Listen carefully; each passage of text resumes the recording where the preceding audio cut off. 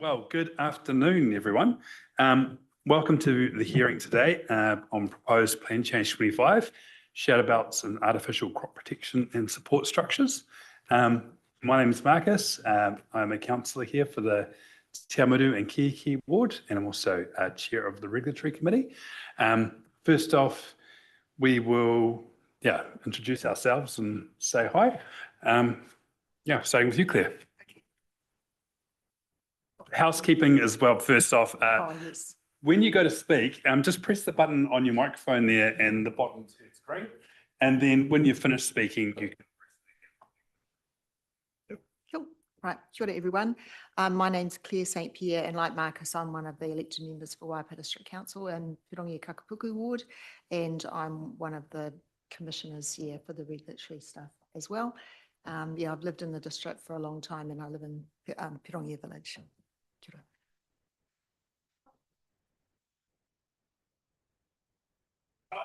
That's all right. Good afternoon. My name is Alice Morris. I'm Senior Policy Planner for the District Plan team and author of the 42A report.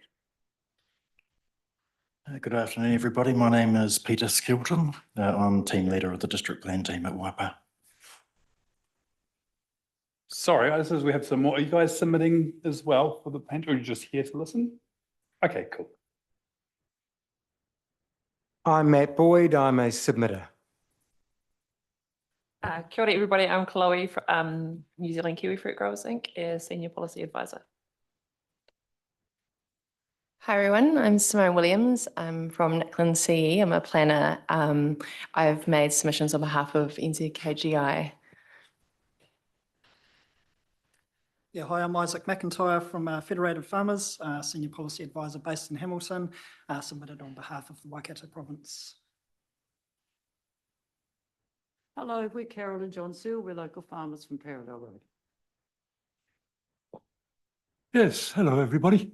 My name's Roger Gordon and I'm a councillor from the Cambridge ward, and I'm also a accredited commissioner and sit on hearings. Welcome to you all. And if you forget, like I do, to press the button, don't worry, we'll remind you. Yeah, just press the button. Oh, yeah, sorry. I wasn't.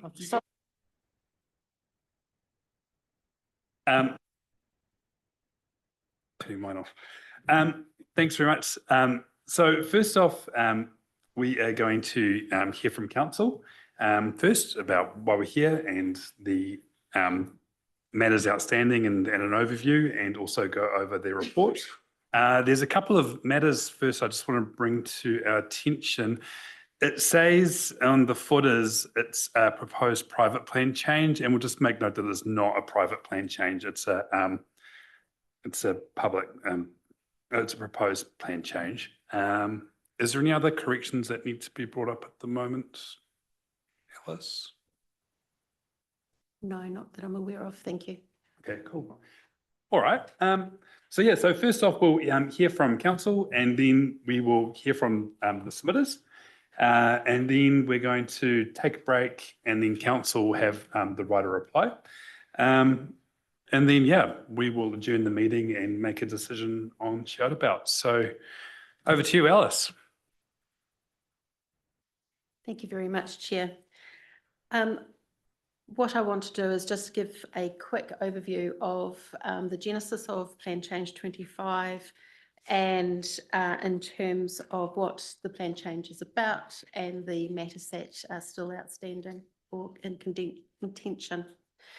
So the genesis of Plan Change 25 came about because of a number of resource consents that were needed for crop structures and shout-abouts within the district, which didn't comply with the existing district planning provisions. Some of these resource consents were retrospective and some of them were proposed activities. The main issues being because of the fact that rural buildings are required to have setbacks and site coverage requirements that the crop protection structures proposed did not meet those rules of sort of setbacks of about 25 metres and a site coverage of 3% of a rural site. So hence the resource consent requirements. A number of those resource consents went to hearings. One resulted in an Environment Court appeal. However, all were granted, and the Environment Court case was settled via court order. So what council did was identify what the existing rules of the plan, and I've sort of alluded to those already, that were not fit for purpose. And it identified that the district plan did not make appropriate provisions for crop structures. The requirements for shout-abouts were open to interpretation and legal challenge and did not address the effects. So in 2024, council resolved to initiate the plan change. So then moving on to the purpose of Plan Change 25 and the process that we went through. So council initially engaged with iwi, mana whenua, in the industry, mainly the hort and horticultural and kiwi fruit growers and local landowners that lived in proximity to orchards or had identified themselves to us in terms of issues that they were concerned about. Council also engaged with the full community through community engagement during this period. The key points that drove the preparation of the provisions was the need to recognise that crop structures are a legitimate part of farming activities, the need to ensure that the district plan clearly anticipates and provides for crop structures and shout-abouts as permitted activities in the rural zone, and the need to ensure that the effects of shout-abouts and crop structures are appropriately managed. Also to ensure consistency with the outcomes proposed and enabled and that had been enabled through the resource consents that had been granted over time, set the consented baseline. The key effects that were to be considered was the protection of road safety via the management of setbacks, the protection of infrastructure of road, electricity and gas, and again managed by setbacks, protection of fire risks, and the impacts on neighbouring landowners, such as shading, visual dominance, and to ensure that effects can be managed on site, again, so that there were no impacts on others.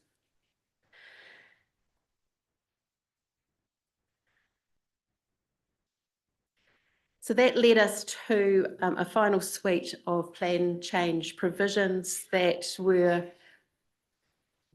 that's all right, that were shared and it's good music anyway, great and shared, and council resolved to actually publicly notify the plan change in June 2025. However, around about the same time was the government's Plan Stop legislation came into effect. So council resolved to apply for an exemption to the government to allow the plan change to be notified. And that was granted by the Minister for Resource Management Reform in November 2025. So January 15th of this year, Plan Change 25 was notified. We received 19 submissions and 2 further submissions. And today there are 4 submitters present to present to the committee, Federated Farmers, New Zealand, Kiwi Fruit Growers Incorporated, Mr. Boyd and Mrs. Searle. In terms of any outstanding matters, the submission points received are broad and most matters I consider remain in contention. The key matters are probably the key matters include proposed internal yard setbacks of 6 metres for crop structures, the proposed road setbacks of 6 metres for crop structures. Proposed road setbacks of 4 metres for shelterbouts. The proposed height of structures and shelterbouts, again, 6 metres for both. Cloth colour on vertical sides mainly, and crop structures and shelterbouts in identified landscapes and view shaft areas.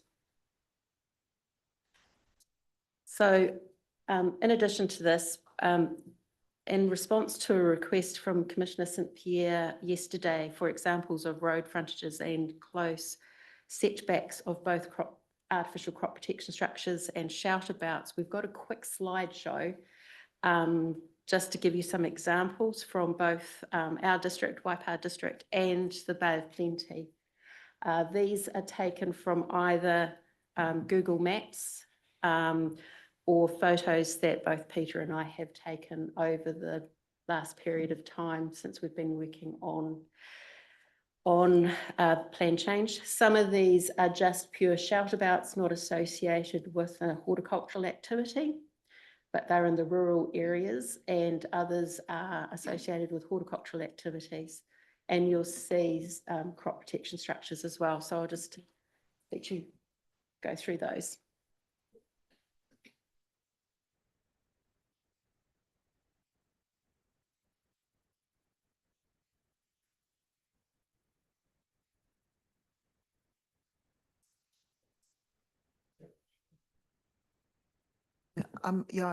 Thanks, Alice. I'd like to ask some questions about some of them, like one I've seen already, I suppose, right from the beginning. Like, for instance, that one, that's with no setback, isn't it? No Yes, that's setback correct. yeah. That one is in the Bay of Plenty. Oh, okay. Yeah. And that's blue. And That's a blue, yeah. So that, Which we're not that gives an proposing. example of a colour that is not proposed. It's really good to see them though, actually, to understand what the impact is when there is, like, as an example of not having a setback. Yeah. And the same with that one, that hasn't got a setback from that. Correct. Yeah, okay. So that's the end of the slideshow. Could I just ask about the ones right at the beginning? It looked like there were mature trees that had not been trimmed. So that is a shelter belt. Yes, because the definition of shelter belt is a line of trees 1 to 4 deep. Yeah. And so being densely planted, they fall within the definition of a shelter belt. Okay, May I?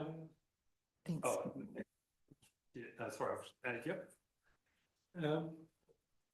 Dr. Sutherland, you said, for instance, those two that we've just seen there, were they on residential properties or on rural production groups? So that one I understand is probably you would class it as a lifestyle block, this Yeah. one. Okay. But there's a mix of both straight rural production properties and horticultural production properties. Yep. But they're all in the rural zone.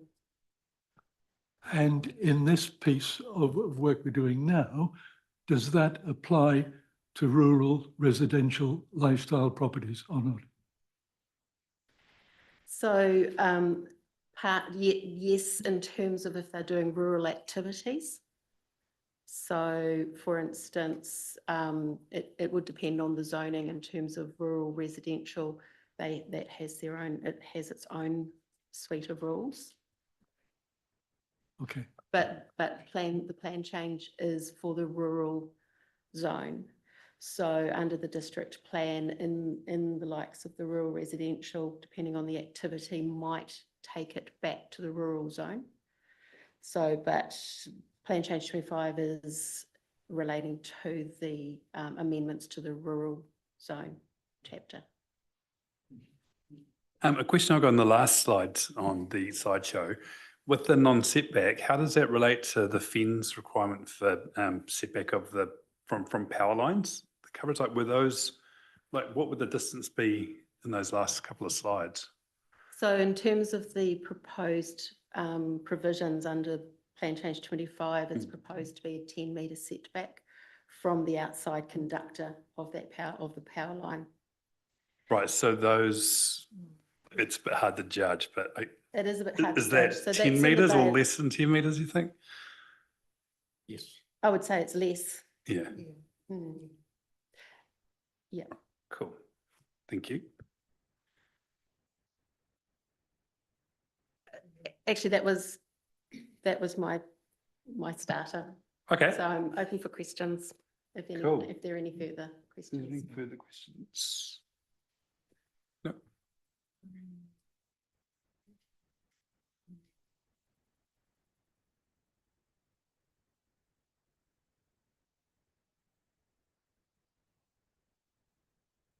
Yeah, thanks, Alice. I just wanted to check about the reverse sensitivity. I think that's on page 31 of our pack, which I think is 30 of your report. Because I think there was a submission from the kiwi fruit and horticultural sector and Federated Farmers that they did ask that a new policy be introduced about reverse sensitivity effects being avoided. Have you found that? Paragraph 4.414? Yeah, yeah. So I think what you've said that is you're not recommending that it needs to be changed. Yeah, that the current provisions are sufficient.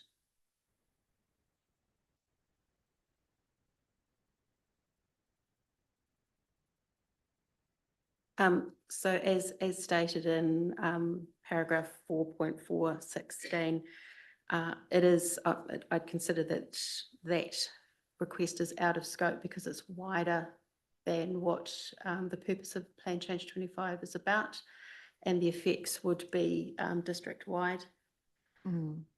So it has been considered out of scope. Yeah, it's good to just check that, yes, because I do know that it's something that is, yeah, of interest to people that live in the rural zone. Yeah, and we do already have some rules, don't we, in the district plan about reverse sensitivity? I picked it. So not specifically. Oh, okay. So we allow sensitive activities such as dwellings to establish as a right, and they're subject to compliance with standards like setbacks from yards. And so if they comply with the yard setback, they're deemed to be compliant and can establish. So no, there are no specific rules that deal with potential for reverse sensitivity complaint, but it can be assessed if a resource consent is triggered. No, thank you, that's helpful, yeah. All right. So is there anything else you'd like to go over in your report, Alice? No, thank you. Cool. Thank you. Any other further questions? No. All right. I have one procedural matter I forgot was to accept the late submitters in 4.0.3 on page 17. And I'm happy to accept those late submissions. Yeah, I'm Yep. You're happy with that, Roger? Yep, great. So that's cool. All righty. So let's pass over to New Zealand Kiwi Fruit and Federated Farmers. Oh, thank you. So I'll cut my introduction. So I'll just say I am authorised to speak on behalf of Federated Farmers of Waikato Province. We represent and support farmers across key rural sectors, including arable, meat and wool, dairy and rural butchery. My qualifications and experience are set out in sections 2 and 3 of the joint statement. Sorry, I was just interrupted for a second. Do you Sure. guys need copies of the of his submission to look at, or everyone's happy to? Yeah, have you guys got any spare copies? Might do, yeah.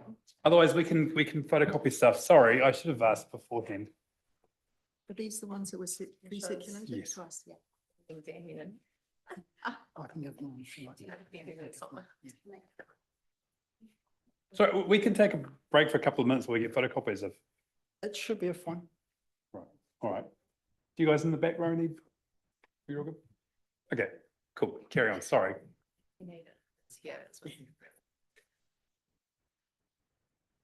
So, yeah, my qualifications and experience are set out in sections 2 and 3 of the joint statement.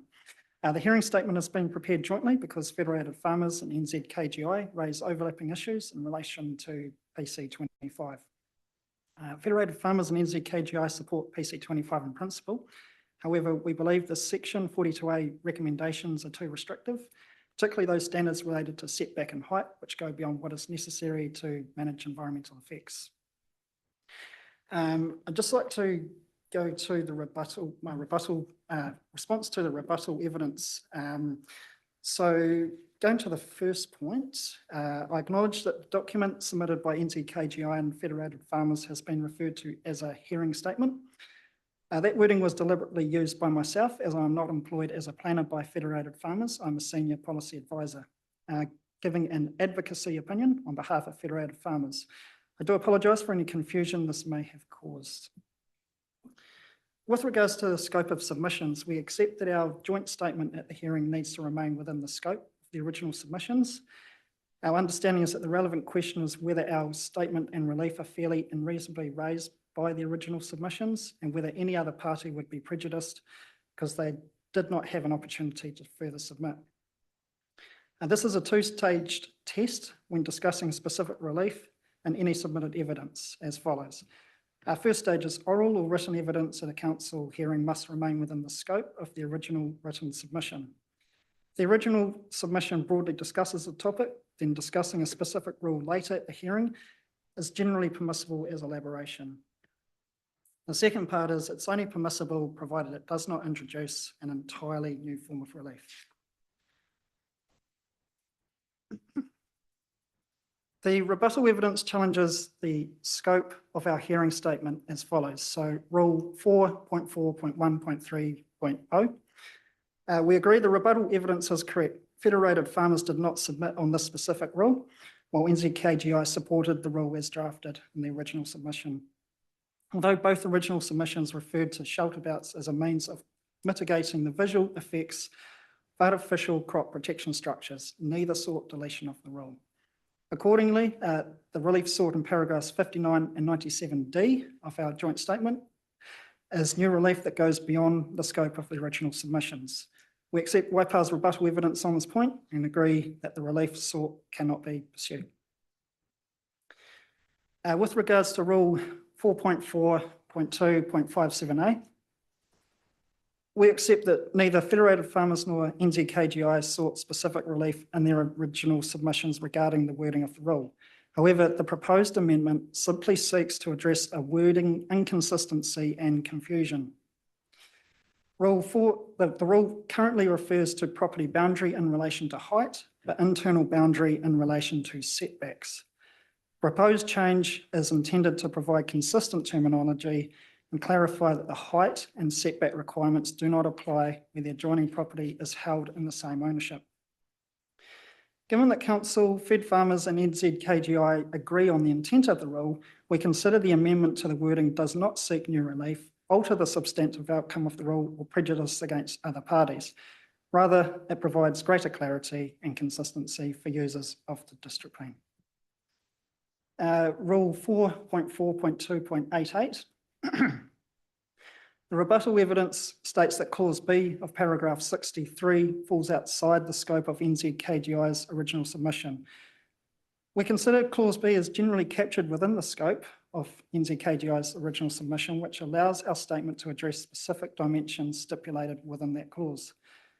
Section 4 of NZKGI's original submission seeks no road boundary setback shall apply to a structure that uses black or green cloth on vertical faces. Furthermore, NZKGI's original submission, sections 26, 27 and 29, does seek relief from the reliance on yard setbacks through the inclusion of colour controls. This relief that we seek would not prejudice other parties as NZKGI's original submission raised relief on yard setbacks as a primary means of mitigation by using other methods such as colour controls to mitigate adverse effects. The original submission did enable other submitters to make a further submission on that relief. And with regards to clause C of that same rule, The rebuttal evidence states that parts of it are not within scope of relief sought in the original submission. Consider that clause C is generally captured within scope of NZKGI's original submission. Again, section 4 of NZKGI's original submission seeks a 6-metre setback when a neighbouring dwelling is located within 12 metres of the boundary, otherwise no setback is required. Paragraph 63 of the hearing statement seeks a 5-metre setback. That is a typo and should be 6 metres as sought in NZKGI's original submission. Furthermore, section 55 of NZKGI's original submission seeks no boundary setback for artificial crop protection structures, and that setback should only apply where an existing residential dwelling is located close to a boundary. Again, the scope of relief regarding no setbacks has been addressed in NZKGI's original submission and allowed other submitters to make a submission on that relief. I just want to clarify the Environment Court consent order from the rebuttal evidence. We recognise that the consent order referred to in our statement is a formal order of the Environment Court that approves an agreement reached by parties. It is legally binding, but it is technically an endorsement of a private settlement rather than a judicial decision or determination made on the merits after a contested hearing before the court itself. We acknowledge the error. The consent order was intended to provide an example of provisions in other districts that have dealt with artificial crop protection structures. That's the end of my spiel for the rebuttal evidence. I'm now going to speak to my main points of the shared statement. I'll start with heights. Fed farmers and NZKGI seek a 9-metre permitted height limit for artificial crop protection structures. Several district plans allow these structures to be between 9 and 15 metres, with some district plans having no height limit. The proposed 6-metre limit is considered overly restrictive, particularly given technological advances such as drone spraying, which support greater productivity on the same land footprint by advancing crops up and using less land area. It should be noted that the operative Waipa district plan allows buildings up to 12 metres high, which currently includes these crop protection structures. That can set a permitted baseline of 12 metres when considering resource consents. What we're seeking is a permitted height of 9 metres for a permeable structure which do not create the same shading effects as conventional buildings. The 6-metre crop protection structure height limit is inconsistent also with the National Policy Statement on Highly Productive Land, particularly Policy 9, which requires reverse sensitivity effects to be managed so they do not constrain primary production on highly productive land. Prioritising visual amenity over the productive use of rural land would unnecessarily restrict farming activities and economic benefits. The same principle also applies to shelter belts. So at shelter belts, again, fed farmers and NZKGI seek a 9-metre permitted height limit, consistent with crop protection structure height. Shelter belts are important to primary production. They provide protection for livestock from extreme weather. They support animal health and productivity. Also protect orchards, and also they protect the artificial crop protection structures from wind damage. They are also a normal and important feature of rural landscapes throughout New Zealand. Rather than restricting shelter belt heights to 6 metres based on historic rules since 1997 in the current district plan, we consider that increased heights are necessary to support modern farming practices and provide adequate livestock shelter and protection for crops. The Waikato district plan, for instance, has no shelter belt height limit, which recognises that shelter belts are part of the rural landscape.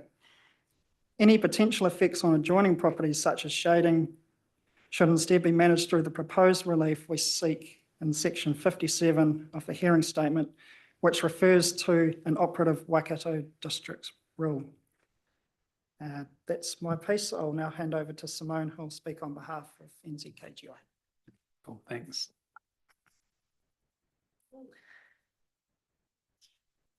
Hi, I'm Simone. I'm the author of the submission and further submission made on behalf of NZKGI and a joint author of the hearing statement. evidence written on behalf of Fed farmers and NZKGI submissions raise overlapping issues in relation to PC25. Firstly, I just want, my qualifications and experience are set out in sections 8 and 9 of the evidence. Firstly, I just want to quickly clarify the status of my contribution to the joint statement, particularly in light of the Council's reporting officer's comments. As Isaac explained, his contribution presents Federated Farmers' position as advocacy. My role is a little bit different. I am a planner and my contribution was prepared as the expert planning evidence on behalf of the NZKGI. I acknowledge that document was described collectively as a hearing statement, and I accept this may have caused some confusion, including the use of the word we.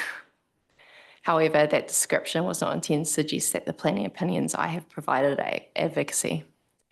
Although my evidence responds to the relief sought by NZKGI, the planning opinions I express are based on my own assessment and proposed provisions.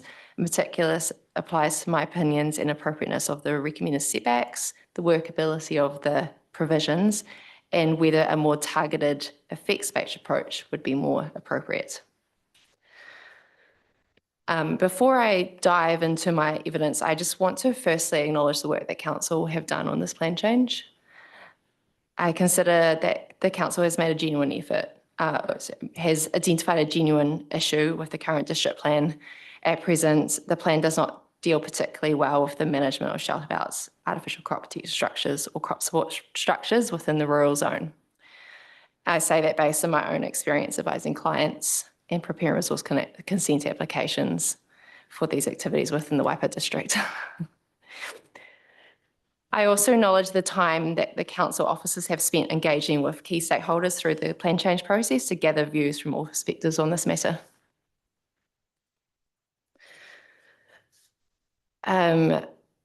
This is more procedural, but before I speak to the key points in my evidence, I understand that this evidence was filed on behalf of Fed farmers and NZKGI has been taken as read. Firstly, I think the current recommended recommendations in the 42A report remain too restrictive, particularly in relation to setbacks.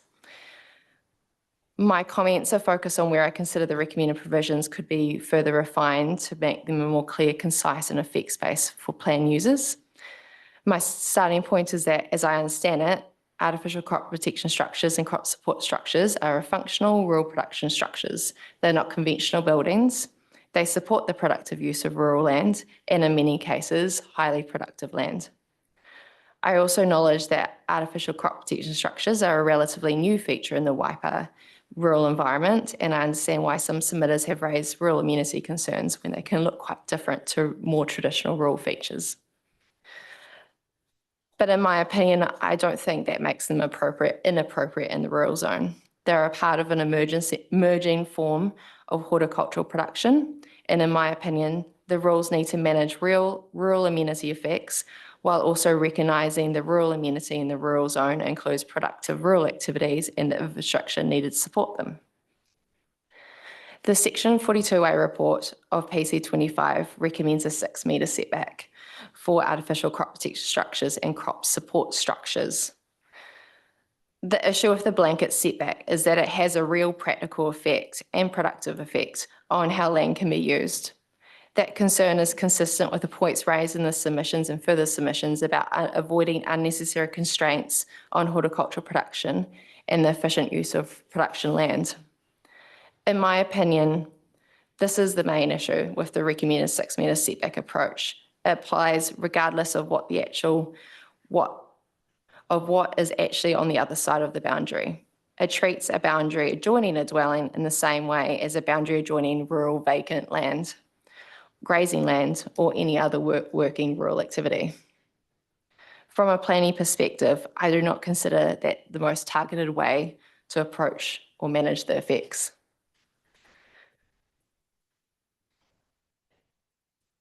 Consistent with the relief sought in the NZKGI submission, I consider the Waikato District Plan approach to be a useful comparison.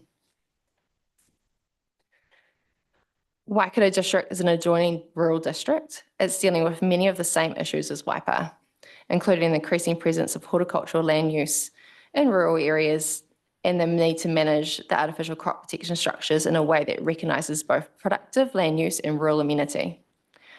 Waikato District has also recently been through a district plan and review process. Through that process, a more targeted set of rules of artificial crop protection structures has been adopted. In my opinion, that approach is useful because it does not rely on a blanket setback from every boundary. Instead, it focuses on the actual interface issue where an artificial crop protection structure is located near a dwelling on an adjoining site. In my opinion, there is value in Waipa considering a similar targeted approach. Given the adjoining rural context and similar issues being managed, a more consistent approach between the two districts would also improve plan usability for those that operate between the two districts. In my opinion, would make the rules easier to understand and apply, and would reduce unnecessary differences between the neighbouring districts managing similar rural land use issues. So my point is that the rules should be more directed at the effects being managed. In my opinion, a targeted setback where there is an existing dwelling close to a boundary combined with appropriate colour controls is a more proportionate and effects response to a blanket 6 metre setback from all road and internal boundaries. And that's me. Cool. Just sorry. So I'll just wrap up our oral presentation there. So in conclusion, Federated Farmers and NZKGI request that the hearing panel reject the Section 42A recommendation to retain the proposed 6 metre road boundary setback for artificial crop protection structures and crop structures under Rule 4.4.2.1c and replace it with the targeted setback and colour approach set out in Simone's evidence. We seek to reject the Section 42A recommendation to retain the proposed 6 metre internal boundary setback for crop protection structures under 4.4.2.2d and replace it with, again, a targeted internal boundary setback that applies only where a artificial crop protection structure is located close to an existing dwelling on an adjoining site. Also seek to reject the Section 42A recommendation to retain the proposed 6 metre height for artificial crop protection structures under Rule 4.4.2.9a and replace it with a permitted height standard of 9 metres. To amend Rule 4.4.2.57a to provide for a more practical shelter-about rule, including a 9 metre permitted height and 3 metre setback standard for new shelter-abouts. Also to consolidate the artificial crop protection structure provisions within Rule 4.4.2.88 so that the relevant setback, height and colour standards are located in one clear rule for plan users as opposed to different parts of the plan. Overall, Federated Farmers and NZKGI seek targeted amendments that would make Plan Change 25 simpler, clearer and more workable. Those amendments would still manage legitimate effects on rural character, amenity, road safety, infrastructure and sensitive activities, but would avoid unnecessarily constraining productive rural land. For those reasons, we request that the hearing panel adopt a more practical and targeted effects-based rules for artificial crop protection structures and shelter-abouts consistent with the purpose of Plan Change 25, the productive function of the rural zone and the direction of the National Policy Statement for highly productive land. Thank you. Thanks very much for that. So questions, I've got a question to start off with. How high is a standard kiwi fruit vine with the bits and pieces on it? Kiwi fruit. Can we defer to Chloe, our kiwi fruit expert? So the crop support structures are typically around about 1.8 metres high, which means the vines go on those. Right. And so what is the difference in growing conditions between a 6 metre and like a 9 metre height thing? Like what if we said 6 metres, like what does that not allow you to do compared to like 9 metres? Height. So for example, like it depends on the land type, right? So if you've got an orchard perhaps on a more hillier place, that extra height and shelter belt can protect the orchard better from the wind. Sorry, I don't mean the shutterbouts. I'm sort of meaning the structures, the artificial structure, whether that, yeah, the screening. Yes, Is that same thing? Okay. same. Right. Yeah. Cool. Roger. Yeah. Thank you, Mr. Chair. Along the same lines, you mentioned modern farming practices. In terms of the existing properties within the Waipa region, how many, as a percentage of the existing properties, have exceeded or used between 6 and 9 metre heights?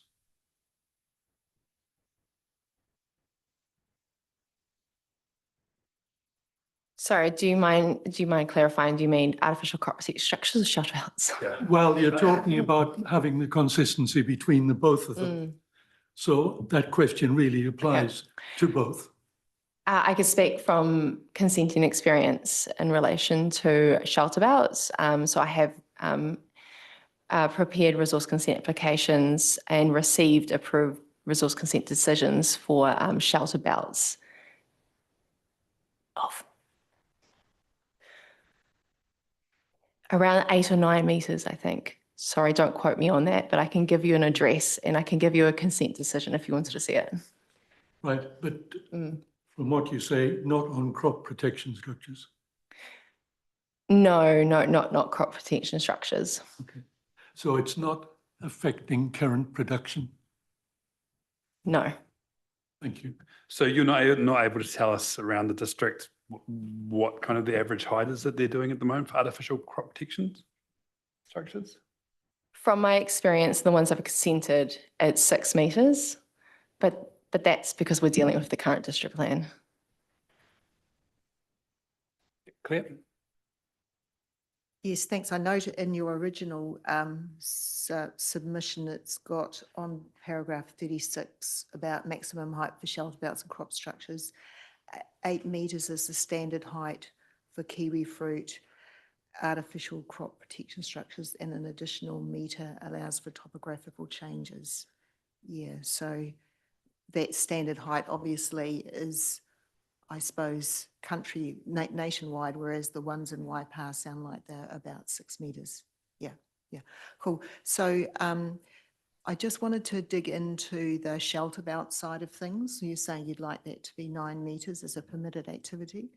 One of the, I suppose, strong messages that came through in the Plan Change 25 was that we want the shelter belts to be able to be trimmed well and maintained, because I think that might have been a point of contention for a lot of people. So I think that was why the 6 metres might have been landed on, but we can check that out with staff later. But what would your comments be about the ability to keep shelter belts that are 9 metres high, nicely trimmed and tidy and that kind of thing? Is it much more challenging? Like, is 6 metres makes it a pretty standard approach, but 9 metres might actually mean more specialised equipment and more difficult to achieve? That's the kind of thing I want to know. Yeah, so there's a lot of emerging technologies that we're starting to see drone trimming as a thing, as opposed to operating from the ground with a machine reaching up. So that is becoming a thing. What I have noticed in my search on Google across various districts is I haven't actually come across a district plan that has rules on shelter belts. There's a lot of policy direction and non-regulatory measures around the maintenance of them. They do discuss things of shading, particularly of roads, and causing black ice scenarios. But largely because they are trees, and I recognise that these are planted trees that are grouped together. I struggled to find anything in district plans and other districts around maintaining heights of them. So this is quite new. It's an original I guess, approach. But yeah, to answer your question with regards to trimming, with the emergent technologies that we're seeing now, they can be maintained if there was to be a 9 metre height limit imposed as a permitted activity rule. Thank you. Yeah, thank you. Just going on to a different point, and that was your setbacks. And I'd like you to go through your opinion and rationale on where there is an adjoining property and the adjoining properties have a common ownership and are part of the common production program. Can you expand on that? Because I think there's some validity in what you're talking about there.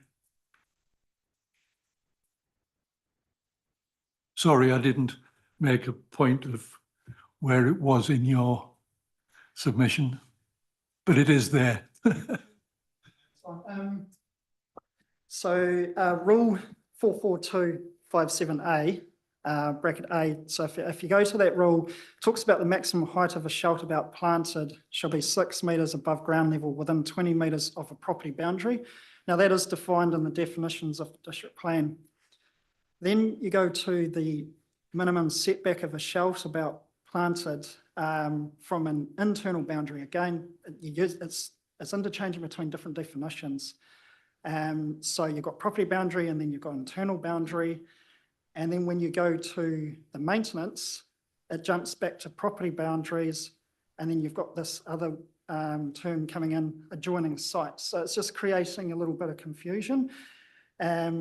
When you look at 44257AC, for instance, it does explicitly state an exemption for a site held in common ownership.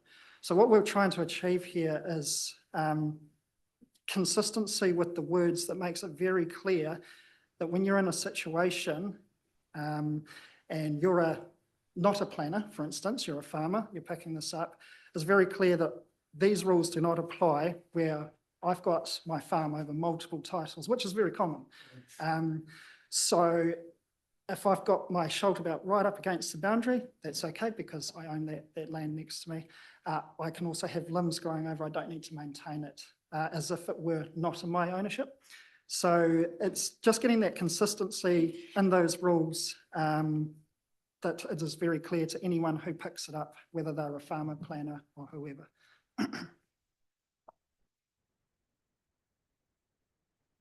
Alice, could I ask you for a comment on that as well, please? Certainly. In terms of my rebuttal, I did set that out just. So on paragraph 14 of my rebuttal, I don't actually see that there is a problem with the rule. I can understand that there is the use of both site and property in terms of the provisions proposed. Both are defined in the district plan. Property, as I've stated in paragraph 14, means adjoining land in the same ownership held in one or more certificates of title. So if you had a farm that had numerous titles, you're a property, and so if you had two titles together, you wouldn't be captured by this set of rules. I do have to just note that I do just see a typo in my paragraph 14. And the last sentence, the second to last sentence should not have the not apply. It should be apply. So I apologise for that. I've just seen that. Thanks for that clarification.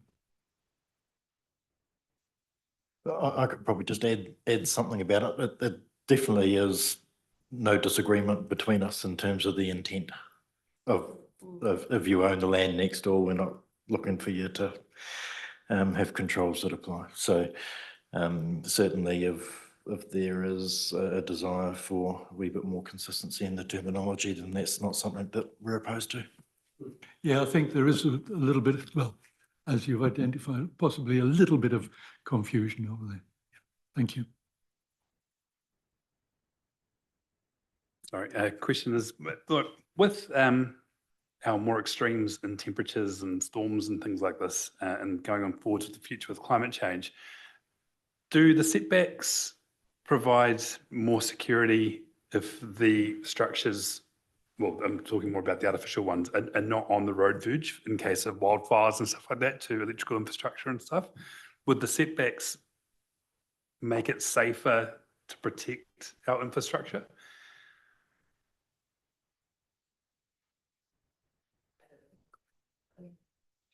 No, that's fine.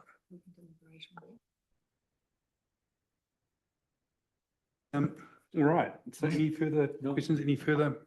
No, but I don't think we've got copies of what Isaac actually read out. I think that, yeah, it'd be good to get a copy of what All right. he read out. Yeah, because Presentation? yeah, the oral presentation today, because I think it was different to what you'd already pre-circulated. So there was the joint statement that went out, and basically my oral presentation is a summary of that that joint presentation, joint state. The joint statement Tongue-tied.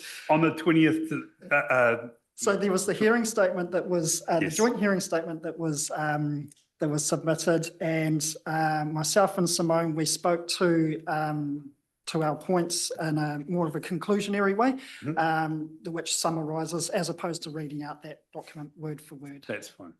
Sorry. Sorry.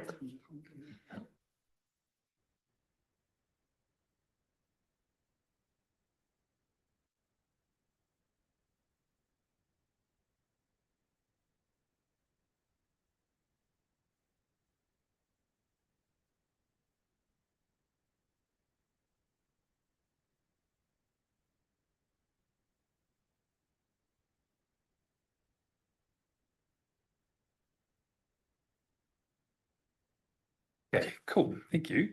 All right, so we will move on to our next submitter. So yeah, Carol Searle. That would be fantastic if we could, we'll just take a break for a couple of seconds while we get those distributed around.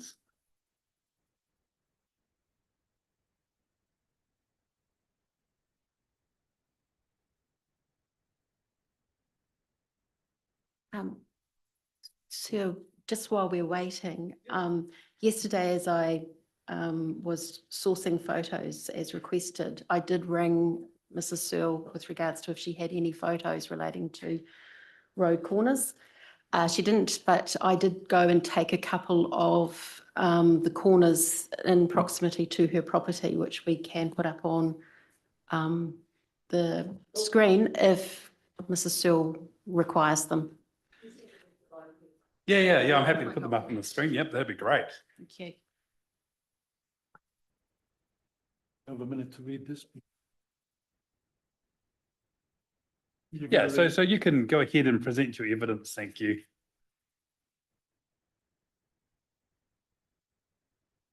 Well, as you know, I'm Carol Searle.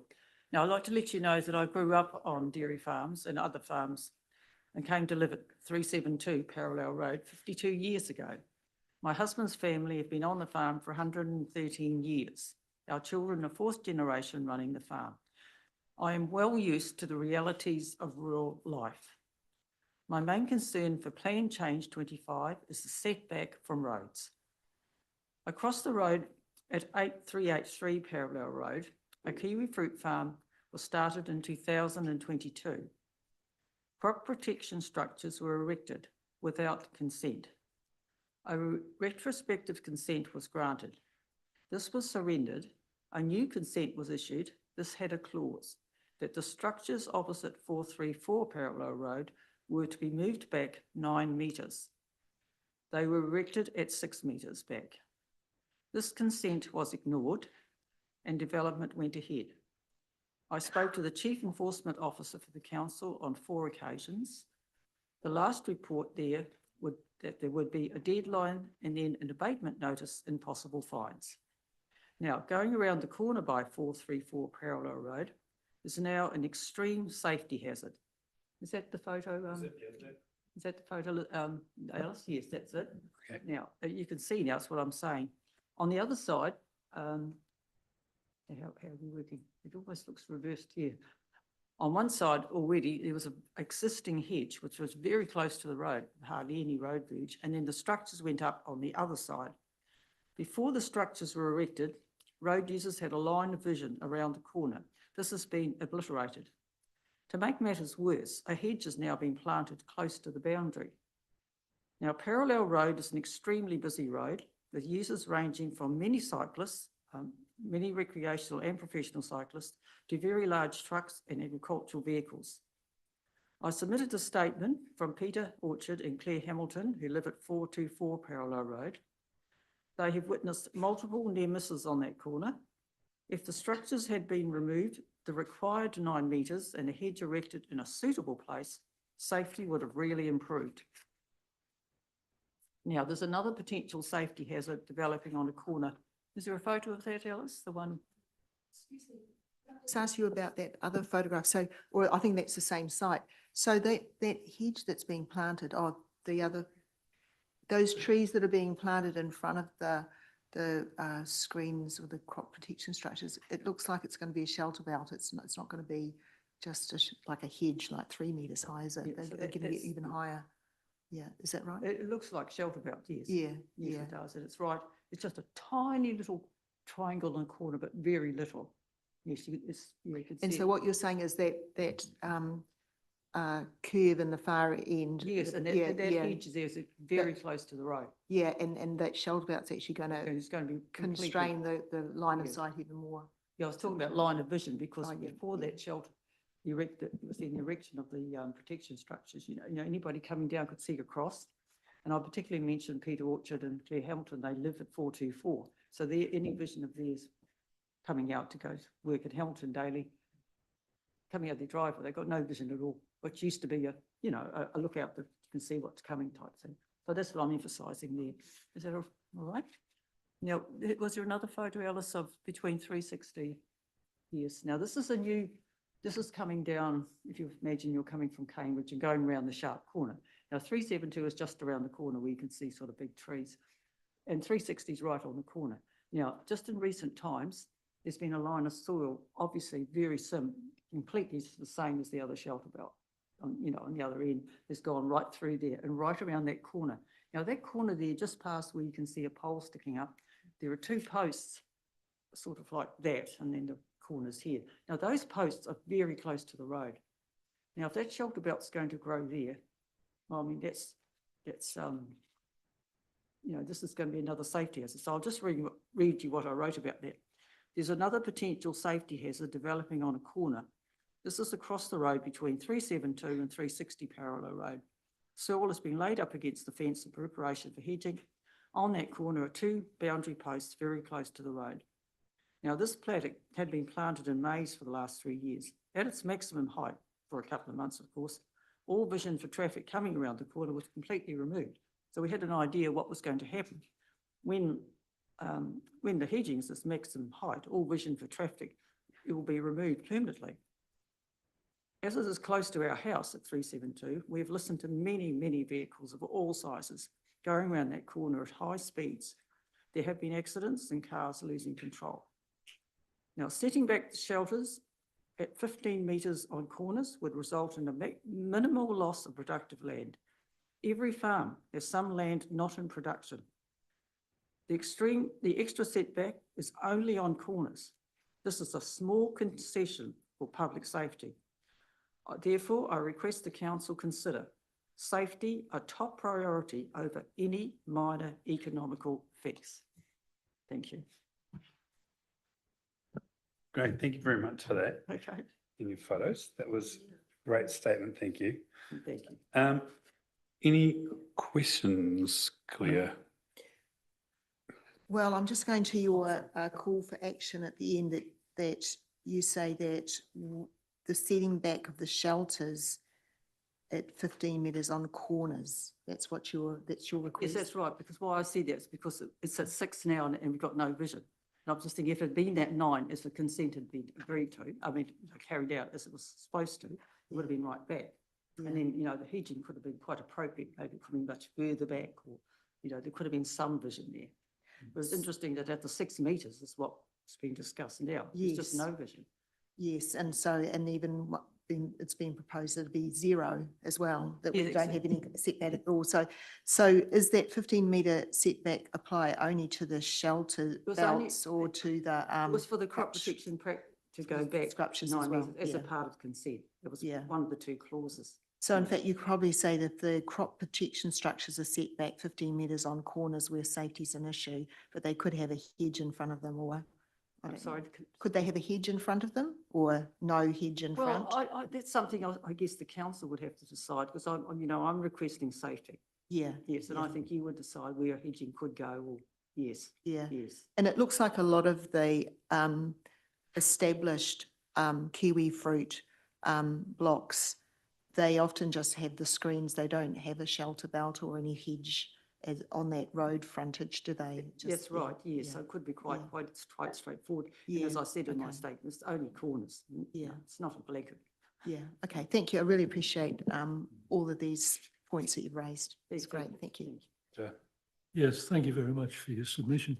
I wonder if I could ask Brian a question on this one. We are the road controlling authority on that road, are we not? And has the council had any assessment of the safety issues on that particular stretch of road? Yeah, I couldn't say off the top of my head whether there's been complaints or concerns raised about it to the transport team. I guess all along that road there are barberry hedges and other things on tight corners which, and as Carol mentioned, maize crops and things like that which restrict the view lines around corners, and that would be similar across our entire district. There can be a range of things on the inside of corners that restrict vision, whether it is trees, buildings, hedges, banks. There might be, gullies with native vegetation on the inside. It's not uncommon for local roads, and like Parallel Road has sort of 300 or 400 vehicles a day on it. So in terms of our rural local roads, it's not a particularly busy road. Obviously, if we had a sharp corner on a very heavily trafficked road like Cambridge Road, then that would start to become more of an issue. So it is a matter of circumstance and location and risk levels as to whether my team would get involved in investigating safety concerns or complaints. I'm just wondering, have you heard back from council yet about the, you spoke to us before occasions and we would provide a deadline. Have you heard back about the deadline and stuff yet? No, I haven't. No, You haven't? no.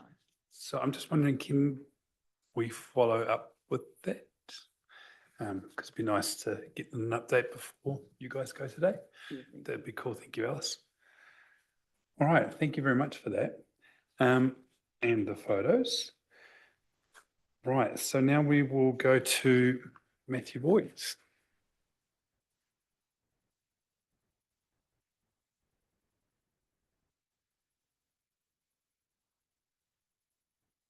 Thank you for the opportunity to talk to you today. Is that coming across okay? I live at Karapiro.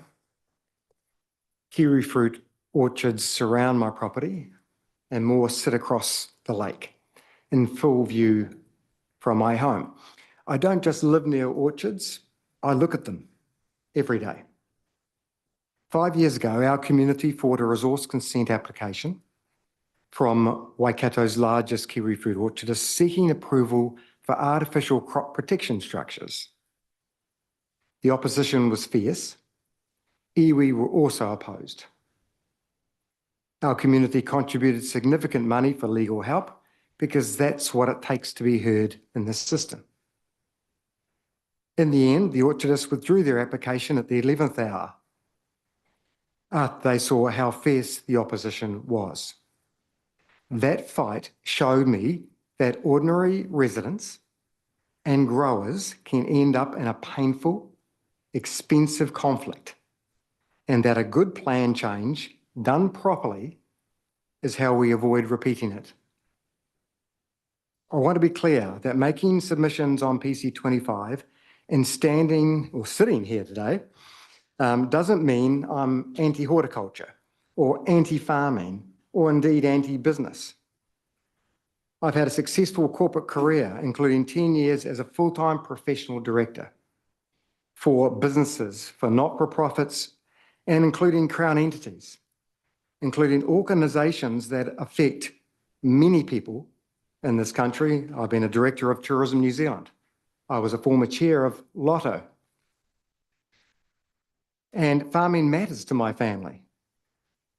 My daughter is a dairy farm owner. I'm here because I understand and care about social licence, about the balance between what's good for profit-orientated businesses and what's good for the community around them. I'm a layman. I don't have a planning and legal team on my payroll.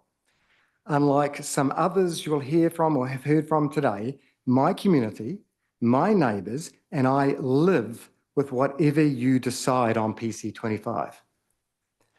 I got involved with PC25 because I was invited onto the PC25 working groups. I spent time in orchards with council staff, showing them in person what it's actually like to live next to these structures. It's not just numbers. It's just not policy documents, but the reality rather than the theory. This is my first time speaking at a plan change hearing. I'd like for a little patience if I don't always use the right procedural language or get a rule or two mixed up. But I hope you'll find what I say is grounded, fair, and useful. And I also will express my views at times with passion that reflect how important this plan change is. So first of all, before I get into detail, I want to say that I think the council have generally done a good job with PC25. It's thorough, professional, and as far as I can tell, balanced. It doesn't favour growers and it doesn't favour neighbours or the community. Where a stakeholder group pushed for something that would have tipped the balance, I believe your staff have pushed back, including at times against people like me. And that's what should happen. So my submission isn't an attack on the proposed plan. It's a request for a handful of refinements. Where I'm pushing back hard is against the industry's submission from NZKGI, Port New Zealand and Federated Farmers, which I'll refer to collectively as the industry. Because in my view, it asks you to abandon the balance this plan has worked so hard to find. I also want to note that I think the S42A report is sound, and I'm pleased to see it rejects many of the industry's requests for significant change to the plan. So I'll come back to, at the end, to three simple outcomes that I'd ask you to keep in mind through the whole hearing. Balance between growers' need to farm productively and the right to for people to live decently next to that farming. Fairness for everyone. And clarity, rules specific and prescriptive enough to actually be enforced, not vague enough to be argued over forever. So moving to my original submission, I won't cover every point in my submission today, where S42 report gives a rationale I find logical, even where I still see it differently. Sorry, Matt, can I just interrupt you for 1 second? What is your address? So I just want to have a look on Google Maps. 161 Gorton Road, that's with a T. Oh, yes, thank you. Cheers. Okay. And for your information, if you bring that up, the property behind us, behind left of us, which is on Google, will appear pastoral. It is today being converted to a kiwi fruit operation. as we speak. Okay? I'm just wondering, Wendy, would you be able to pull that up on Google Maps and put it on? Oh, Oh, it no, doesn't- okay, that's sorry. That's fine. We've got it. Sorry. carry on. No problem. So I'll move to my submission. The first point was 7/3. I assume that's how we track this. It's about shout-abouts near dwellings. So here's something that struck me as genuinely odd once I saw it written down. PC 25 requires shout-abouts to soften the view of ACPs from the road. For the benefit of someone driving past for a few seconds, it doesn't require the same protection for a person who lives next to an ACP permanently. I'm asking that a shout-about be required where a dwelling sits within 50 metres. The current 6-metre setback that's proposed sounds like a lot on paper. Standing next to one, it isn't. Even NZKGI's own handbook describes ACPs as unattractive. That's their word, not mine. Mine would be ugly. Perhaps a compromise position could be that this obligation of mitigating the effects of an ACP could attach only if the dwelling exists before the ACP, whichever comes first, orchard or house. That way, a grower choosing a site knows exactly what they're taking on. And a homeowner building next to an existing orchard knows what they're moving next to. I've seen this pattern repeatedly. Growers buying ordinary pastoral land, sometimes small lots, and building ACP structures that end up shoehorned in right beside an existing home. Some basic mitigation shouldn't be too much to ask in that situation. I'm disappointed the S42A report takes the view that mitigation isn't necessary. As the plan stands today, an existing home on a site under 1 hectare could be as close as 16 metres from a 6-metre high ACP. That's the 10-metre setback required by the district plan, and then a 6-metre setback. That's 60. Now, you're not that far from that wall, which isn't that much further, closer than 16 metres, and then 6 metres high, or God forbid, 9 metres high. That's green, and that's your living room. That's so the 6 metres is a 2-storey building. I believe that brutalises existing homeowners in the rural zone if they're unlucky enough to have an orchardist buy the property next door. I'd also add that I think there's a general acceptance that ACPs are here forever and that they're not going to suddenly disappear, or they shouldn't exist. It's about mitigating effects. The next point I want to make is my submission 7.4, which is about the measurement of a shout-about. Plants grow, that sounds obvious, but it's exactly the problem the current shout-about height rule has. It doesn't say when height is measured. I'm proposing something simple. The maximum height is 6 metres at any point in the trim cycle. The industry says this isn't practical. I'd argue the opposite is true. A rule your own enforcement staff can't actually measure isn't practical for anyone. It isn't a change to the height limit, it's making the existing limit mean something. Now, if we move to the S42A report, it doesn't provide any real clarity. It states 4.6.14. It is recognised that over a trimming cycle, in brackets, 12 to 18 months, the height of a shout-about will fluctuate depending on the season and growth speed of the specific species. This variable is considered to have de minimis effect if the shout-about is regularly trimmed. That was from the S42A report.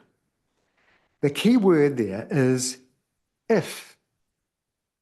What if the trim cycle is 3 years, not 12 months? The shout-about would reach 9 metres. Is that de minimis? I don't think so. Many orchardists work on a 2-year cycle. Even on an 18-month cycle of trimming, that 6-metre shelterbout is now 7.5 metres high. That's 25% over the maximum. I don't think that's de minimis either. Driving down the expressway at 137 kilometres an hour isn't considered de minimis. But for some reason, 7.5 metres on a 6-metre maximum is. I accept that plants are growing things, but this kind of looseness doesn't exist elsewhere in our district plan when it comes to building heights. For example, building limits don't drift between seasons. I might be coming across as pedantic, but I'll labour this point because our community lives with the downside of ambiguous, wishy-washy wording on a regular basis. We regularly ask WDC for enforcement action over perceived breaches of rules or resource consent conditions, and the response is often some version of, the wording isn't clear. It could be interpreted multiple ways.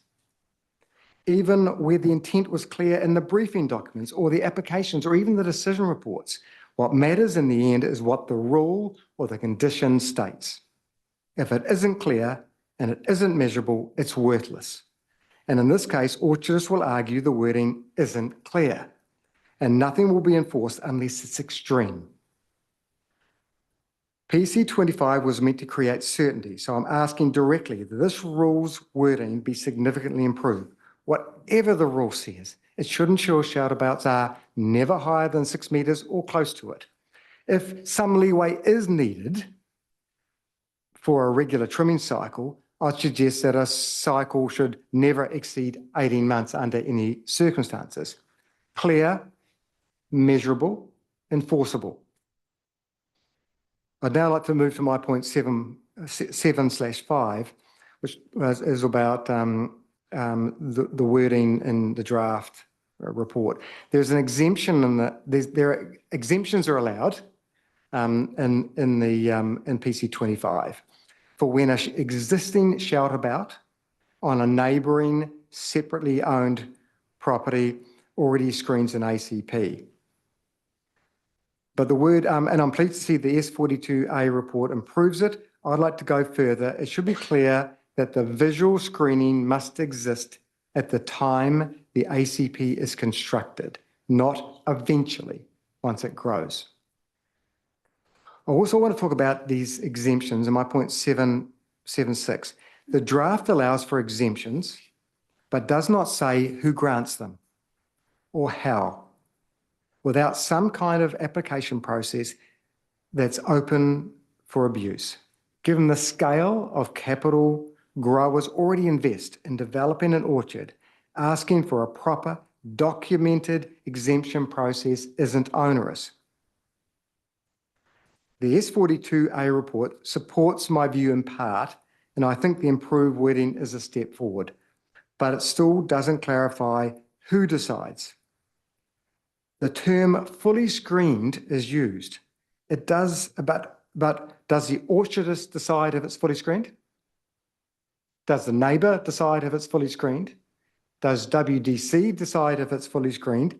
As it's written today, the orchardist is effectively handed the approval stamp with no oversight.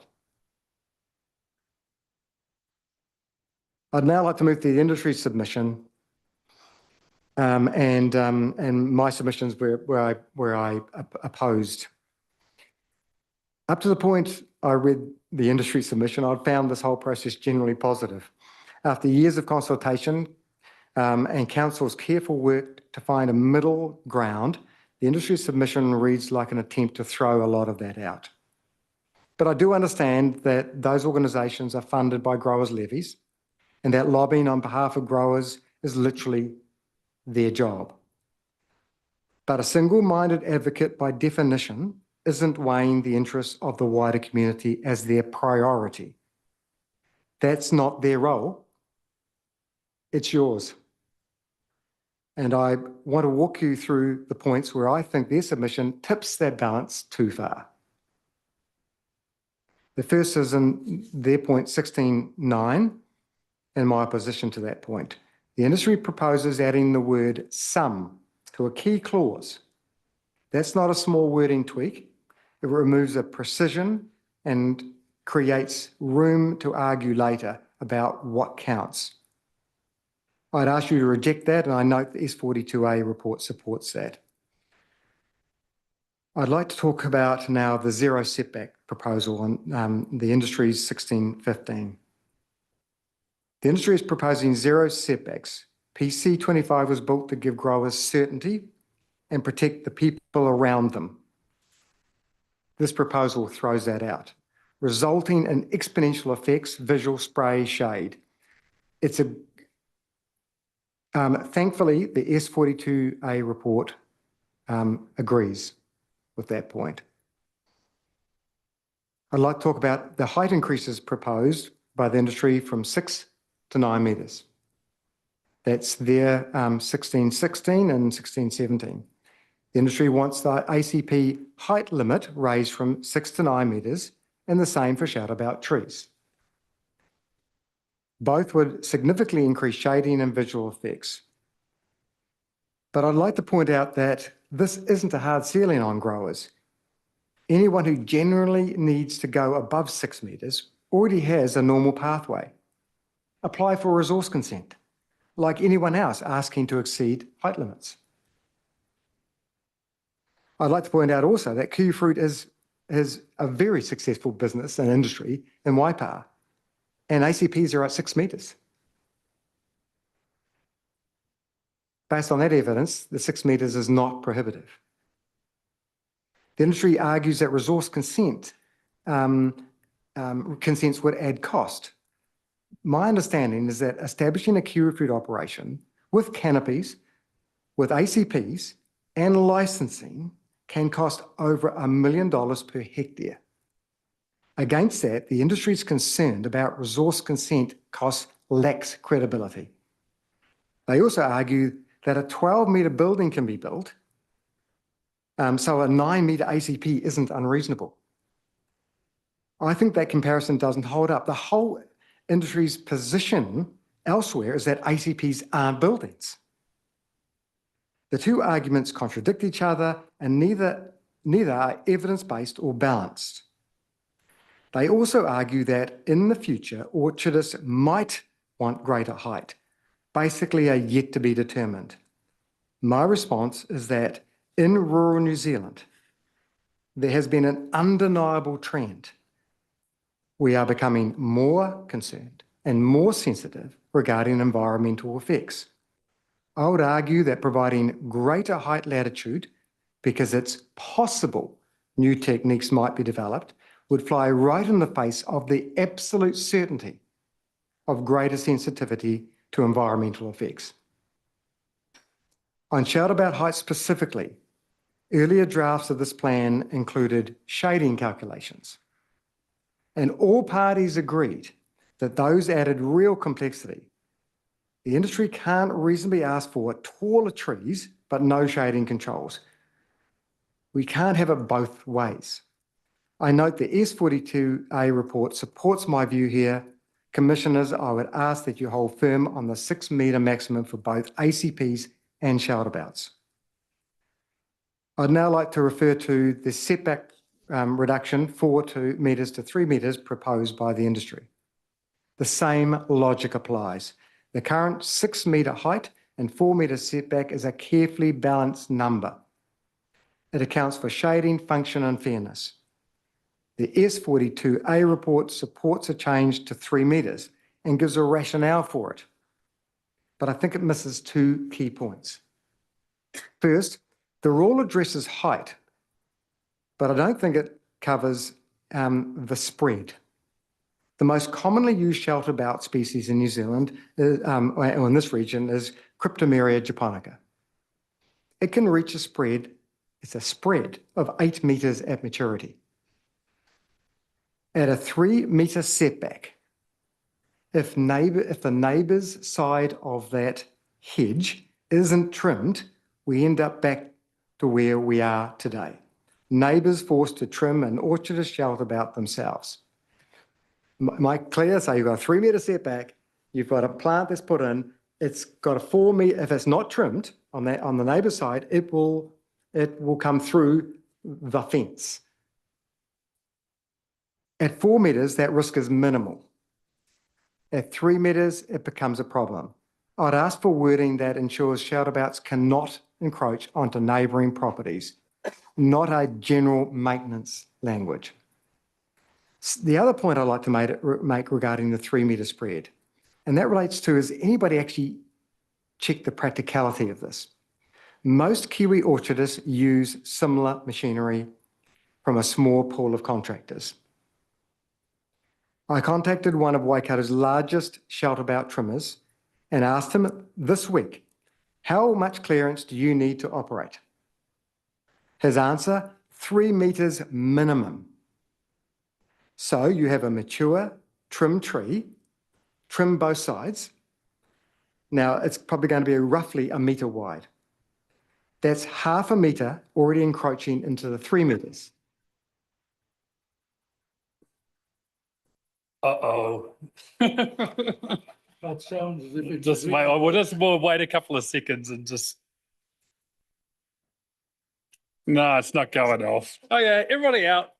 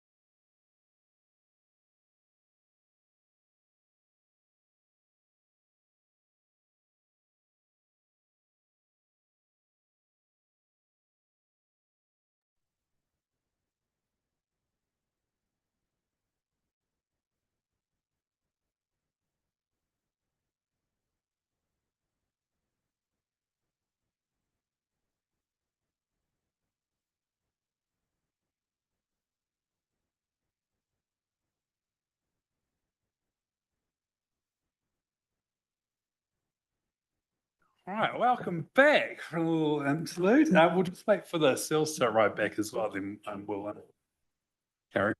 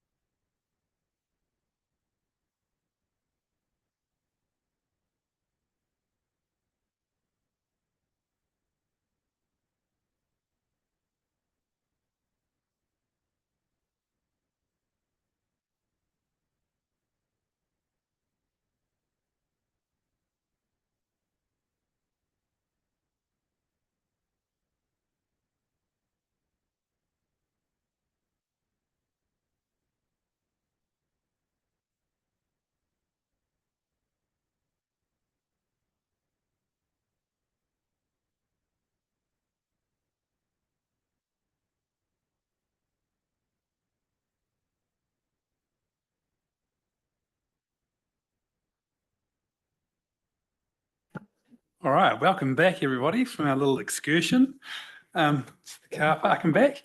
Right, would you like to carry on, Matt? Where were you up to? I have absolutely no idea where I was. I was covering off on my concern regarding the setback from 4 metres to 3. Point A being that the breadth of an untrimmed tree. And the second point was my concern that in reality, the type of machinery that is used in the Waikato requires a 3 metre minimum. So if the Shoutabout is planted at 3 metres, once it grows, that will encroach on that 3 metres, and it provides absolutely no leeway whatsoever. I don't think it actually will work in the real world. So my request is, before that rule is finalised, at least some, let's call it real world review based on the equipment that is actually utilised is done. I'd like to move to 1617, which is about the special landscape areas. And this is the point I feel most strongly about, because the industry wants ACPs permitted in special landscape and view shaft areas without assessment. These zones are a small part of our district, and they're special for a reason. They're iconic landscapes, they have cultural value, and they have tourism value. If you live there, you already accept tighter rules. You need resource consents for almost any work. In Waipa's special landscape areas, white is a prohibited house or roof colour. And the green, typically used on the Shoutabout cloth, isn't even on the approved palette. That's the deal people living there already understand. Any grower with land in these areas today know that ACPs will be individually assessed for effects. That's how it works now, and it should stay that way. What the industry is asking for is a blanket pre-approval, no assessment required, in the very places we've all agreed deserve the most protection. I don't think that reflects an understanding of why these zones matter.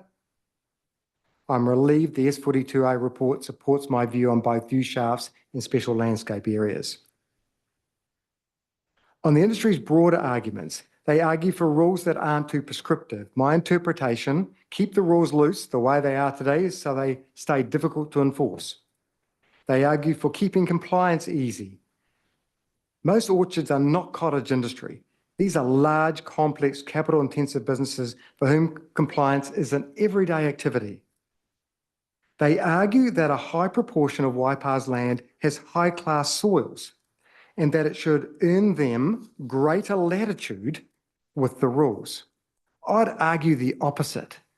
If the soils are better, the scale of orchards and the effects of ACPs and shelterbouts will only be greater.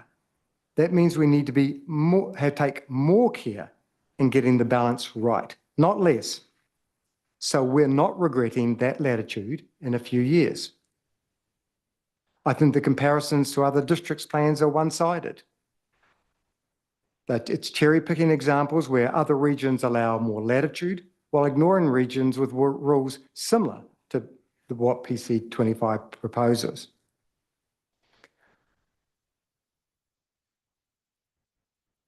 I also was concerned about how the industry has compared horticultural structures to pastoral farming, which doesn't hold up. Farm fences are almost always under 1.8 metres. If ACPs want to be compared to pastoral farm fences, perhaps that's the starting height we should be talking about. And on setbacks, I'd ask you not to be swayed by the industry's framing of setbacks as onerous or their comparison to pastoral or arable farming. I've yet to see a 6 metre high sheep or cow. Livestock aren't a permanent fixture on a boundary. They might graze a particular paddock once a month. Where a farmer does want to build something permanent, like a feed pad or an implement shed, they have to abide by setbacks too. We already accept setbacks and limits everywhere in rural and urban life. Riparian buffers are a setback. Nitrogen limits, reduce productivity, building setbacks, water take limits. Every one of these reduces how intensively land can be used, and we accept them because balancing one landowner's productivity against everyone who shares that space isn't a new idea. It's a basic one. Setbacks for ACPs and shelterbouts do the same job. Less visual impact, less shading, easier maintenance, less spray drift for neighbours and for other farmers alike. I'd ask the commissioners to set aside the industry's framing of setbacks as forced, unproductive reserves.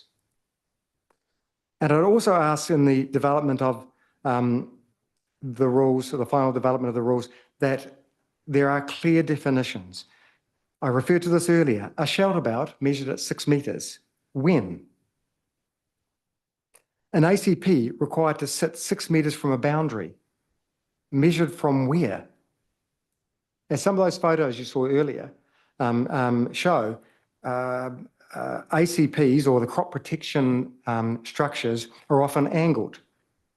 So you have a post that's like that. So am I measuring the 6 metres? This is an enforcement officer is going to have to do this from the closest point, which is on the plane, which is there, or where it touches the ground. And there's quite considerable differences in that plane. So all I'm asking for is clarity in the final rules. Otherwise, there's going to, those sorts of gaps will turn into a dispute or an enforcement case council can't actually win. So in closing, PC25 exists mainly because the industry actually asked for ACPs to become a permitted activity with no individual assessments required. Most of this process has been about finding a sensible line. The growers get real freedom to operate, and everyone else trusts the effects on them will stay manageable and fair. I believe the draft plan and the S42A report gets that line right in the main. I believe the industry submission moves it much too far in one direction. And I'll close by coming back to the three things I asked you to hold on to: balance, sensible setbacks of 4 and 6 metres, 6 metre heights, fair colour rules, robust assessments in our special landscape areas, fairness, and clarity, rules with no room left for argument. A rule nobody can enforce isn't really a rule. Reading through these submissions, we find a lot of 6 versus 9, high effects versus no effects. My last ask is simple. Before you decide, if you haven't already, and you possibly have, stand next to these structures, please. Stand beside a 6 metre ACP and picture your home right there, next to a 2-storey structure with no mitigation. Picture it 9 metres, a 3-storey. Stand under a shoutabout over 6 metres tall in winter and watch what the shade does, and imagine you're the farmer or homeowner next door. Then imagine it's 9 metres. Look at an existing orchard and picture it with 0 setbacks. Walk to the edge of Lake Karapiro and picture ACPs filling that view. Thank you for your time and for the chance to be part of this process. Cool, thank you for that. I've got a couple of questions about the machinery, but it might be for the kiwi fruit growers experts. What is the setback? Like, if it is less than 3 metres, can you effectively trim a shelter belt? Do you know? Or... Can I actually defer to an actual kiwi fruit grower in the room for this question? Is that possible? I don't know if that's procedurally allowed. Have anybody got any issues with that? No We issue? have no issues. Okay, yeah, that would be great. Thanks. We can ask some questions. Feel free to go and grab it. Just sit up the front there. Yeah, swap around and tell us about shout-abouts and maintenance and bits. So I didn't come prepared to speak. I was completely That's here okay. as That's fine. an observer. Shout-abouts. Wouldn't mind introducing yourself Sorry. first. I'm Katie Story. I'm the Compliance and Quality Manager for Whitehall Fruit Pickers, who have several orchards throughout Waipa and a pack house in Karapiro. And we pack 3 million trays predominantly for Zespri, and are a large employer for the district as well. So shout-abouts for us are really important. First and foremost, they protect the plant and the fruit from the wind, and they provide some mitigation regarding spray drift, things like that, that we do for the kiwi fruit. In terms of maintaining them, speaking as a representative of Whitehall, we maintain ours on a 18 to 24 month cycle. With doing that, we try and where we can maintain both sides, and in some instances we'll maintain the height of them, but not in all instances. The machinery that we use contractors that have the equipment, the big tractors, and it's a big arm with blades that comes down the shelter. It leaves behind the debris, and then we either, depending where it's fallen, pick it up or wait for it to dry out, and our team will mulch it for that. We can only shelter trim at certain times of the year based on workflow environment with mud and water, rain's not much fun for shelter trimming. For that, in terms of where existing shelter belts are planted on the boundary, we use the council verge to trim the road frontage, so long as there's not any specimen trees or anything in the way. And then we maintain our side completely on the side of the kiwi fruit of that. So you're talking a large tractor, the width of a large tractor, essentially. So within a kiwi fruit block, between the kiwi fruit and the shelter, we leave a space there. It's called a headland, and that's to allow our machinery, our tractors during harvest, or our sprayers throughout the year to be able to turn within that space. So within the kiwi fruit orchard, between the shelter belt and the structure, is always a headland to allow machinery through there. What is that headland space roughly? It really depends on the layout of the land. So you're looking anywhere like minimum 3 meters, because you've got to allow for tractors and trailers to turn. Our tractors are small because they go underneath the vines for that. So, but I couldn't speak to that's a blanket rule, because it does depend on the shape of the property, the layout of the orchard. If you're opposing female, male rows, yeah, there's a lot of space there. Any other questions about shelter belts? No, cool. Thank you very much for that. That was awesome. You're welcome. Cool. Thank you. Right. Any? Could I just add to that though? Sure. Because there are only a few big major contractors in the Waikato. They're, and I have over 400 metres of shelter belt on my own property. So I use these contractors as well, the same contractors that are often used by other orchardists. And that's who I referred to. I contacted them on Sunday, and just when I was preparing for this, thinking, but it is it's big gear. And he said 3 meters minimum. So that's simply what he said. Right. Is there any other questions for Joe? Clear? That's great. Cool. All right. Thank you very much for that. So we've come to the end of hearing from our submitters. What we'll do now is we're going to take a break for about how long, Alice? What do you guys need?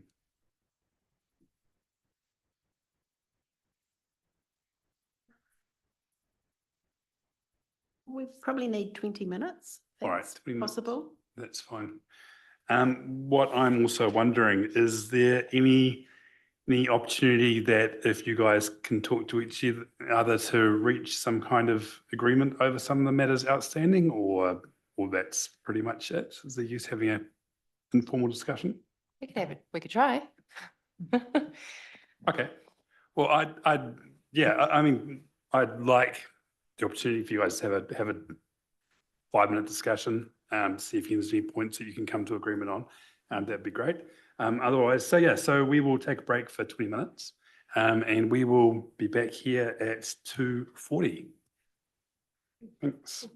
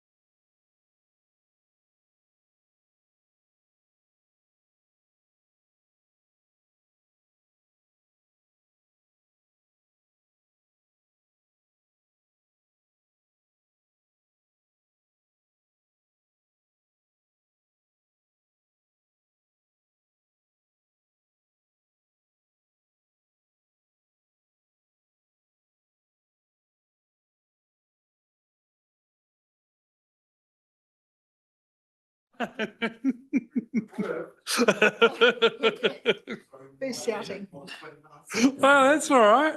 I hope that was useful. Yep.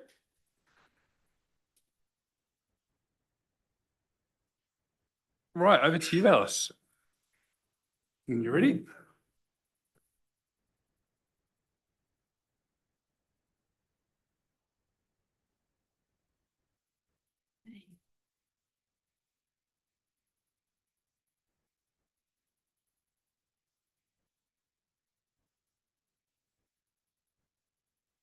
So in terms of what we've heard today and the discussion that we've just had with regards to the recommendations in the Section 42A report,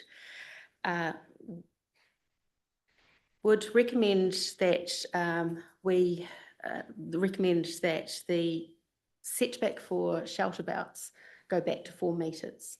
So we recognised in terms of, so there's been some discussion with regards to what is needed, but we recognise that the 3 metres when you put a mechanical, like, sorry, a tractor or something like that, and the growth of a shelter bout, that might only leave you with 2.5 metres to actually get a tractor down for trimming.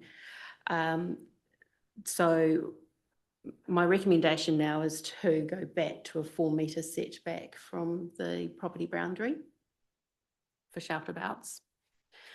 I have no movement in my recommendations on the maximum height of a shelter bout to be retained at 6 metres. There's disagreement with that still, and there, with regards to artificial crop protection structures, I have no change in my recommendations of a 6 metre setback and a 6 metre height. Again, there was a good discussion in the last near 45 minutes, but that that hasn't changed my opinion that a 6 metre setback is required.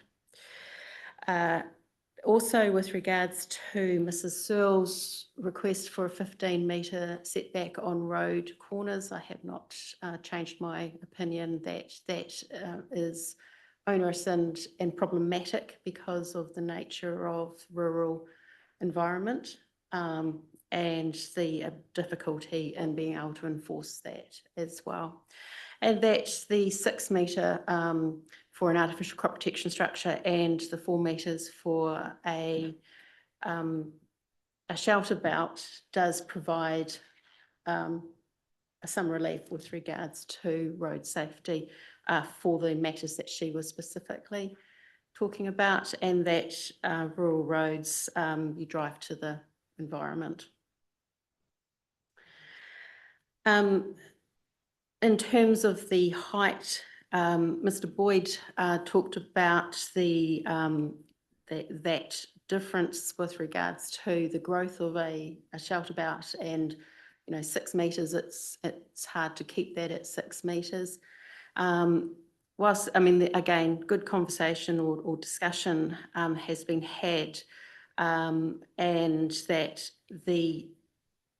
there is a growth and that's accepted, but the 6 metres is measurable and enforceable at any time, and there is no change in terms of how that should be managed.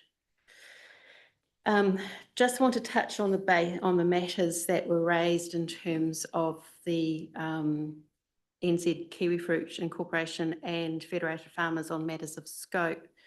I just wanted to say that putting aside the matters of scope and looking at the provisions that they have raised, specifically that were highlighted in my rebuttal, I still disagree with the relief sought, and there'd be no change to my recommendations on those provisions.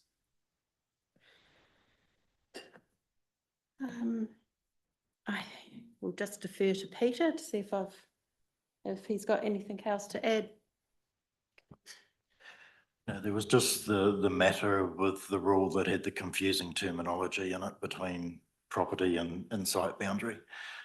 So we've agreed that we'd like to go away and do a wee bit of a rework of that rule, if we're able to, and then submit it back between parties and get agreement to its wording and then submit it back through if that's okay.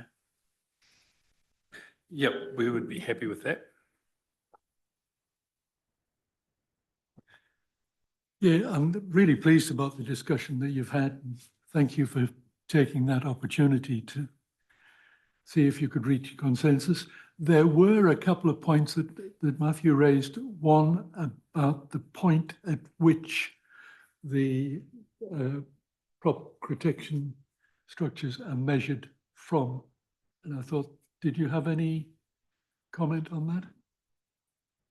Or any? They still get treated as buildings. And so it would be the closest part. Good, okay, thank you. Yeah. And also the establishment of a method or a procedure for consideration of exemptions.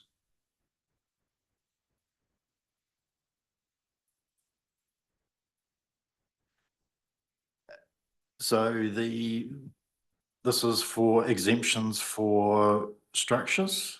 Yeah. Yep.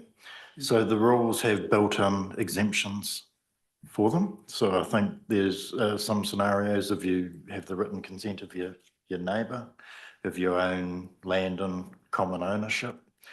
I think there was a third one as well. So if those circumstances applied, then those setbacks can be reduced. Yeah, no, I think it was a question more about who would do the consideration of the exemption. In all instances, the final arbitrator would be council.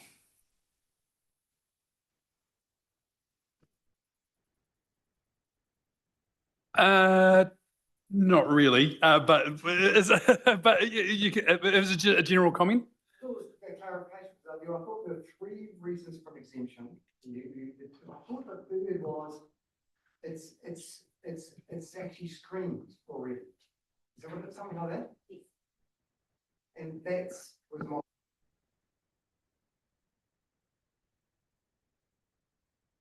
decision, because it doesn't come to council, but somebody just decides, and that was my.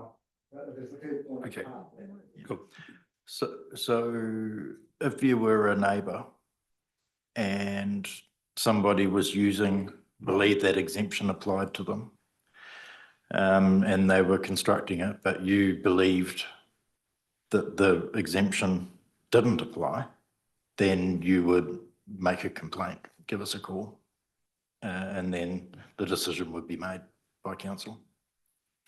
And if the decision was that the exemption didn't apply, then they'd need to be into a resource consent process. Thank you for that. Thanks.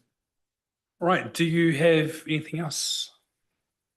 Do you want to go away now and rewrite, or are you going to come back in a few days? Or No, that's. Come back tomorrow. Not back here. No, back to us. Yeah. I think we would like to have probably pass those words over to the submitters as well. Yeah. So. Okay. All right, cool. All right. Well, with that being that, I think what we'll do is we'll now adjourn the hearing. So yeah, thank you very much for your support today and hearing from you guys. It was very interesting hearing about shadow belts and protection screens as well. It was, don't laugh. Yeah, it's really cool. And it is having a noticeable effect in our local environment.